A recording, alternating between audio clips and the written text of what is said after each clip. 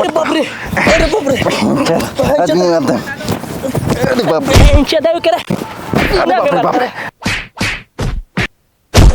अरे बाप रे बाप अरे बाप अरे बाप अरे बाप रे बाप अरे बाप रे बाप अरे बाप रे के ना हम चमनी का मुंह से न बनी हट हट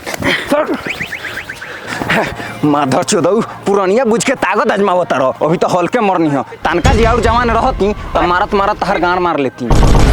रुक जा सारे अभी चमनी के मालिक लोग फोन करत नहीं यही चमनी में तरह के जराइम अब दिखाइम के मुंशी का पावर का होला दिखावा सर पावर ओकरा बाद हम अपन पावर दिखाएम। अरे बेटा हमर किल्लू बा अभी लुंगी खोल के लंगटे थाना में जाके सलाह लिखा देम ओकरा बाद तो हमका चमनी आते सीधे अपना माई के भातार में ढुक जइबो।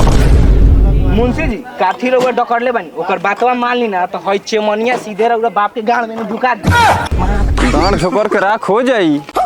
रे बहन चोद ते हमार पक्ष ले तारे के हई बुढ़वा के एकरे जमल हिस्सा रे तो रे ना ई हमार जमल ना हो लेकिन बाटे मर्दे के बच्चा हमरा साथे साथे पूरा पंचायत में मेहनत कइलो तब जाके ऐसन भुअर लइका पैदा भइल चेहरा के चमक देखना मोतियो फेल बा। चुप सरवा चुप सन जल्दी जल्दी जाके काम कर सन चलो चलो चलो हमनियो काम खत्म करे के होई। अच्छा चाचा एगो बात बताई साचो और बेटवा वकील ह का? अरे नानू बेटवा तो मुंशिया मधर चोदवा के सामने झूठ बोल के हवा बनैनी हो मुंह सूख के हमरा सुतकल जूजी खानी हो गइल रही हो और रहल बात हमरा बेटा के तू मधर चोदवा कोनो वकील ना हो एक नंबर के छोकरी बाज हो घुसल हुई कोनो छिनरी के रहरिया चाहे मकई में लेके विश्वास नहीं है तो देखो।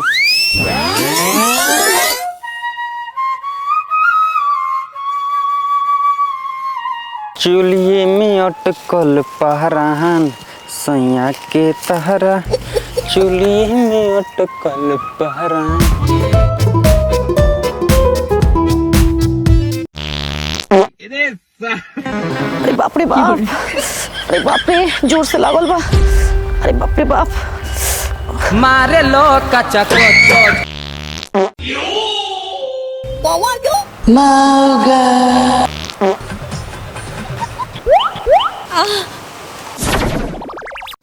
ए का हुआ बैठू बैठ के झाड़ा फिरू यहाँ कोनो बहन चोदवा बोले अला बा एगो तो तहारा कोनो गतर में लाज नइखे मर्द मानुष के ओने नहर देले जाला आ मौगी संखनी आ गइलन खेत में हो गे हानु नाहर ओरी जाई माने दुनिया में के बिना गाड़ के बा सबे हो गेला कोई अगूती बैठेला तो कोई पछूती बैठेला हम तो अपना खेत में बैठल बानी तोहरो बर्दाश्त नहीं के होत तो चुपचाप बैठ ऐठ मत का करी बर्दाश्त तो होत नइखे ई दोगला उठ के जत नइखे एक काम करतनी बैठ जातनी हमो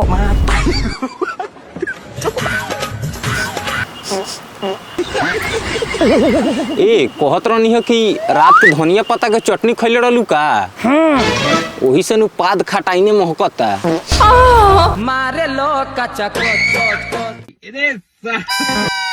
जन राते खइले रहनी नु उ ध के जातनी तू बैठ के सुंगत रह एक नंबर के छिनरा ह सुना ना मालती सुना ना मालती हम तो ऐसा तहरा से बहुते प्यार करेनी ऐ सब खेतवानी बसवारी में देख के बर्दाश्त नहीं के होत तहर के विचार बा बटुआरा लड़की जात के अकेला देख के मौका के फायदा उठाल चाहता रे अगर तोरा पिछुआरा में दम बानू हमर घरे आई हमर चूमा लेके चल जाइए तब जाने तू कितना बड़का मर्द बारे जो जो आवते बानी कल रात में ना कल तो हमार भैंसिया भी आयल बिया ए 500 रात में आवतानी तैयार रहिए देवे खाती।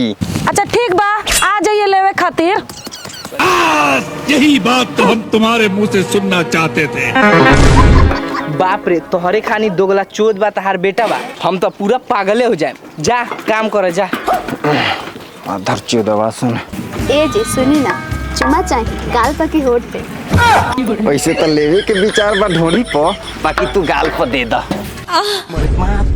मारे बुढ़ो एक लात के एहे जा गिर के लगभग झांट नोचे हम तो से बतियावत नहीं रे हम तो अपना राजा से प्यार करत नहीं वो फोन पे मार बहन चोद आजकल फोनों पर प्यार होता का रे रे बुढ़वा हम माने चाचा होने नु पूरा काम पड़ल बा तू सरौ में हारू संजर सटल बारा चल निकल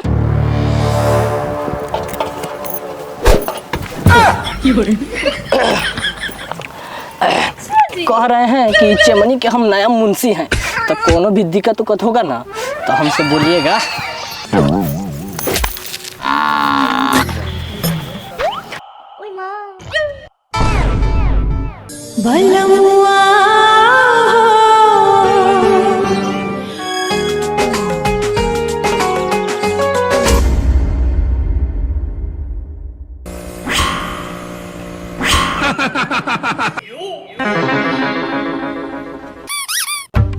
छोटैलू रे, तोरा भौजाई के तो चिकन पेट देख के मिजाज घबराता।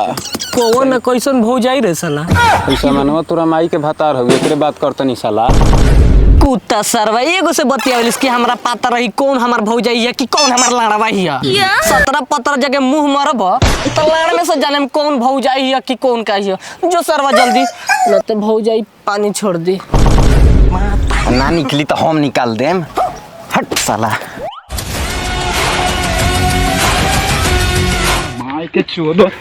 प्रणाम। वो दिन के बातों से अभी लिखी सियाले बारू का बोला ना, काहेला बोलैलू है? तोहर गाड़ मारेला। जो जौना रंडिया के जवानी में डुबकी लगाओ तरे वही में डुबकी लगाओ, एजा तोहर दाल ना गली। अरे चला ना भीतरी, दाल गलावे के साथे साथे मारू पसा दे बतानी। इस तो ले गोइल साला, आज तो उनकर जवानी चाटिए जाए। चलो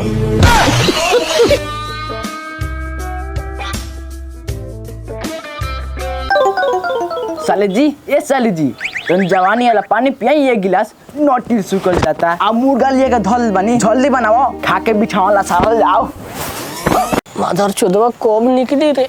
रे झूठला, हमरा घर के सामने ते का करता उस रे पान चोद। चाचा हम अकेले ना, हमार भईयो नुआइल बा, हमनी के भैंस भी आइल बिया, उहे ले गइल बा तारा साली के अंदर फेंसा खियावे। रे सरवा, हमरा साले के ते भीतर का करता उस रे माधर चोद, लाठी किन बा। ए मर्दे, हम ताइली है तारा साली के फेंसा फरे। जा जा जा, मतलब तारा साली के फेंसा देवे दे देनी जाता नहीं। अरे जीजा जी, रउआ कब आइनी हो? अच्छा रोकी, हम रउआ ला खाना करके ले आवा तनी, राउर भूख लागल होई। अनु टटका ओकरा खिलियो, बस ये हम खाई। तो हम का करी, सब कोनो तो हमर जीजे लगी हन, एही खातिर सबके मन रख देतनी। माने का बोलते अपन है जवानी प्रसादी जैसे लोग बांट के उड़वा देबे, हम चुपचाप देखे। रुक, आज अपना लोड़ा से तोरा जवानी के चटनी बनाए तो अब खा। चल भीतर।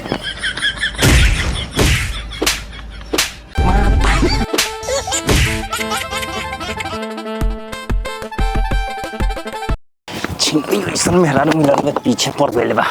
आज गांठ का बुढ़ऊ घर से खाना वाना खा के न खोलल का ईटवा पर गार पटको तरह। रे बारा मन चढ़ू छिनड़ी मेहरारू बिया, बड़ बुजुर्ग से कैसे बतिया जला एकरा तनको बुझाते नहीं। अभी पकाल का ईंटवा चला के मगज पर मार दी तो थाना पुलिस हमर कुछो ना बिगाड़ी, काहे कि बेटा हमर वकील बा। जान तोरे बुढ़ऊ, तोहरा नियन हमरो भतार के बड़ा सरदा रहे कि ओकर हम इज्जत करी, लेकिन मरे के तो मर गइल, बाकी 50 ग्राम ओकर इज्जत हम ना करी। आ दोसर भतार खोज ले, तोर इज्जत कैसे करी?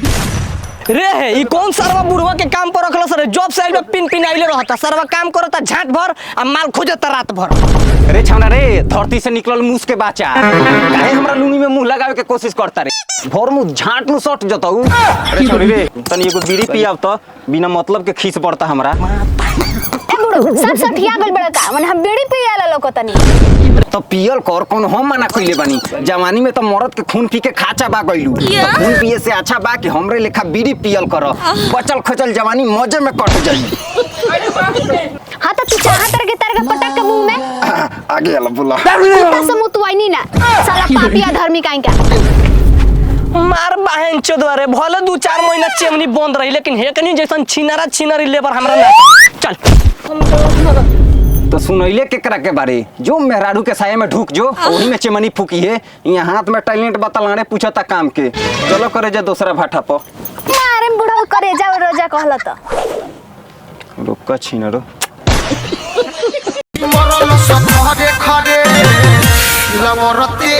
रे रोक।